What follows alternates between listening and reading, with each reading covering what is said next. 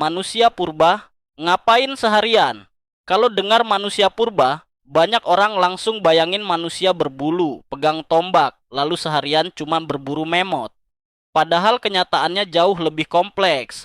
Sebagian besar waktu manusia purba justru dipakai untuk cari makan, ngobrol, merawat anak, bikin alat, pindah tempat, dan istirahat. Mereka bukan monster liar. Mereka adalah manusia yang sedang belajar bertahan hidup di dunia yang keras. Pagi hari, cari makanan sebelum matahari terlalu panas. Manusia purba biasanya bangun mengikuti cahaya matahari. Belum ada jam, belum ada alarm, tubuh mereka mengikuti ritme alam. Hal pertama yang dipikirkan, hari ini makan apa? Kelompok pemburu mungkin bersiap, mengecek tombak, membuat ujung batu lebih tajam, membaca jejak hewan, dan menentukan arah perjalanan. Tapi penting, manusia purba tidak selalu berburu setiap hari.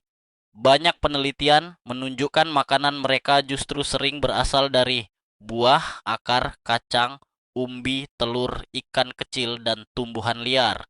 Berburu hewan besar itu berbahaya, kadang butuh berjam-jam, bahkan gagal total.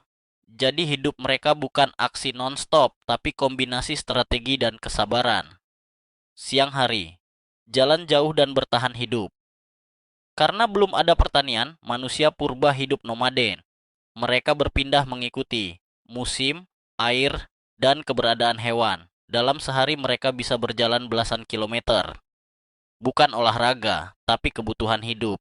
Di perjalanan mereka juga mengumpulkan kayu, mencari batu bagus untuk alat, memperhatikan cuaca, dan menghindari predator. Dunia saat itu jauh lebih berbahaya.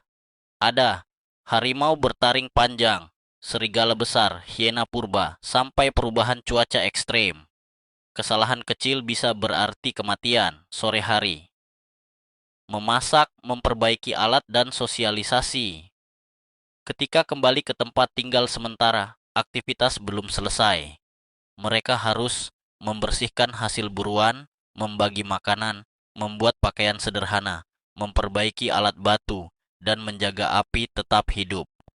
Api sangat penting, bukan cuma untuk memasak, tapi juga menghangatkan tubuh, mengusir hewan liar, dan menjadi pusat kehidupan sosial.